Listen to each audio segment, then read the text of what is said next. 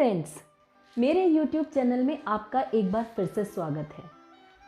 दोस्तों, आज मेरी कहानी एक बहुत ही आजकल के विषय से जुड़ी हुई है, जो कि आजकल के लिए सबके लिए बहुत ही चिंता का विषय है। शुरू करती हूँ। इससे पहले अगर आपने मेरे चैनल को सब्सक्राइब नहीं किया है तो कर लीजिए, क्योंकि मैं आप लोगों के लिए इसी तरह की ज़रूरी बातें, कभी मोटिवेशनल बातें या जिसके लिए भी जैसी ज़रूरत है बीच बीच में लाती रहती हूँ। बेल आइकन प्रेस करना बिल्कुल नहीं भूलिएगा और वीडियो पसंद आए तो शेयर करिएगा। लाइक से हमें कुछ नहीं मिलता, लेकिन हमें मोटिवेशन ज़रूर मिलता है कि हमारी वीडियोस किसी को पसंद आ रही हैं, तो इसलिए हमें भी बनाने में अच्छा लगता है और हम उसमें हमारे अंदर मेहनत करने के लिए एंथुसियाज्म आता है। शुरू करते हैं अपनी स्टोरी। एक बार एक राजा बहुत बूढ़ा हो गया था, बहुत साल राज करते उसको हो गया था। तो उसने एक बार सोचा कि क्यों ना राज्य में कोई उत्सव किया जाए। उसने अपने राज्य में एक उत्सव का आयोजन किया। उसने दूर दूर से सारे राजा महाराजा सभी को बुलाया। फिर उसने अपने गुरुदेव को भी बुला लिया कि इसी बहाने सब लोग एक बार एकत्रित होंगे, मिल लेंगे। उसने अपने गुरु को भी बुलाया और अगले दिन और उस उत्सव को रोचक बनाने के लिए उसने एक नर्तकी को भी वहाँ पर बुलाया कि वो उससे मनोरंजन होता रहेगा। उसके नृत्य से सबका उत्सव में मनोरंजन होता रहेगा। अगले दिन उत्सव के समय नर्तकी आई, सारे मेहमान आए, राजकुमार राजकुमारी सब एकत्रित हुए और उत्सव प्रारंभ हुआ। पूरी रात नृत्य चलता रहा। जब भोर बेला होने लगी, नर्तकी का ध्यान अचानक से अपने तबला वादक की तरफ गया और उसने देखा कि वो तो ऊँघ रहा है। वो भयभीत हो गई कि अगर राजा ने इसको देख लिया कि ये सो रहा है या सोने वाला है, या इसको सोते हुए किसी ने देख लिया, तो कहीं इसको दंड ना मिले। उसको दंड से बचाने के लिए उस नर्तकी ने उसको जगाने के लिए एक दोहा पढ़ा। नर्तकी ने दोहा तो पढ़ा, लेकिन उस दोहे का जो वहाँ उपस्थित थे, कुछ उन्होंने सब ने अपने हिसाब से उसका अलग अलग मतलब निकाला। नर्तकी ने सिर्फ 4 लाइनें कही थीं, जो कि इस तरह थी। खड़ी गई थोड़ी रही, या में पल पल जाए, एक पल के कारण तू क्यों कलंक लगाए। तबले वाला सतर्क होकर इस दोहे को सुनकर तबला बजाने लगा। अचानक से गुरुजी उठे और उन्होंने, जो राजा ने उन्हें स्वर्ण मुद्राएं दी थी कि जब नर्तकी का नृत्य खत्म हो जाए और अगर आपको उसका नृत्य पसंद आए तो उसको दान में दे दीजिएगा, वो स्वर्ण मुद्राएं राजा ने उसी वक्त नर्तकी को सारी दे दी। उसी वक्त युवराज उठे और उन्होंने अपना मुकुट उतारकर नर्तकी को दे दिया। राजकुमारी उठी और उन्होंने अपना नौलखा हार उतारकर नर्तकी को दे दिया। राजा को ये सारा चीज़ देखकर एकदम से बहुत गुस्सा आया और उठे। वो कहने लगे, ए नर्तकी, तूने अपनी चिकनी चुपड़ी बातों से क्या ऐसा कर दिया कि जो तेरे को सब लोग तेरी बातों में आकर अपना सारा कीमती सामान देने लगे हैं। तू अपनी बातों से सबको तूने कैसे लूट लिया। उसी टाइम गुरुजी उठे और उन्होंने राजा से कहा, बस राजन, इस नर्तकी ने मुझे आज जो ज्ञान दिया है वो मुझे कभी नहीं मिला है।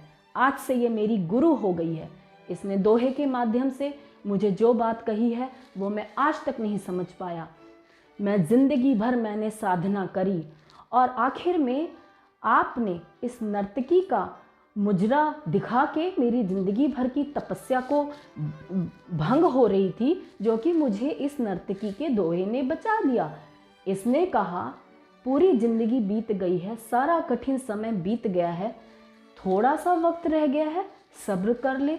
क्यों उसके कारण अपने माथे पे कलंक लगा रहा है। राजकुमार ने कहा, हाँ पिताजी, आप वृद्ध हो गए थे, मुझे राज्य नहीं सौंप रहे थे, मैं भी बड़ा हो गया हूँ, मैं कब से इंतज़ार कर रहा हूँ कि आप मुझे राज्य सौंपें, लेकिन आप ऐसा नहीं कर रहे थे, तो मैंने आपकी हत्या का प्लान बना लिया था, जो कि मैंने इसका दोहा सुन के कि हो सकता है कि तुझे ये राज्य कल मिल ही जाए, इकलौता पुत्र है, तू क्यों हत्या का कलंक अपने सर पर ले रहा है। इसने मेरी आंखें खोल दी दोहा सुना के और मैं हत्या के पाप से मुक्त हो गया। राजकुमारी बोली, मैं इतनी मेरी उम्र हो गई है और आप मेरा विवाह ही नहीं देख रहे थे। मैं महावत के साथ भागने की सोच रही थी। इस नर्तकी ने कहा, हो सकता है तेरी शादी कल ही हो जाए, क्यों कलंक अपने माथे पे लगा रही है। राजा को सुन के बात समझ आ गई। राजा को वैराग्य प्राप्त हो चुका था। उसने उसी वक्त उसको ज्ञान प्राप्त हो गया। उसने कहा बात तो सही है। उसने अगले ही दिन राजकुमारी से कहा कि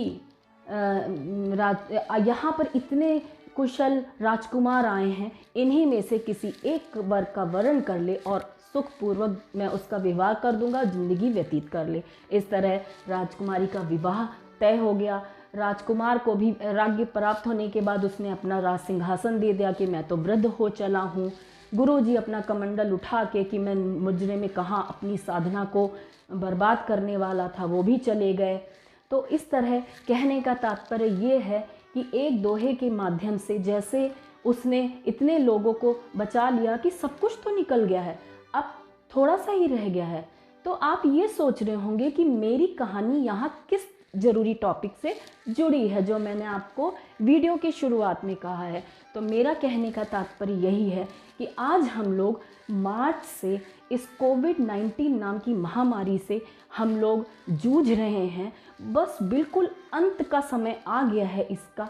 हम लोग अब इस टाइम पे बेचैन ना होके थोड़ा सा हमारे अंदर संयम और जैसे निर्देश जो हमारे शुभ चिंतक हमें दे रहे हैं, थोड़ी दूरी का पालन करके, हमारे प्रधानमंत्री जी कह रहे हैं सिर्फ 2 गज की दूरी और छोटा सा मास्क पहन के, छोटी छोटी बातों का ध्यान करके, थोड़ा सा डिस्टेंस मेंटेन करके, बस थोड़ा सा समय रह गया है, उसके पीछे उस चीज़ को हम अच्छे से, जो कि इतना समय निकल गया है, थोड़ा सा समय और दे के उस पे हम विजयी हो सकते हैं। उम्मीद करती हूँ आपको पसंद आई होगी, तो ज़रूर शेयर करिएगा।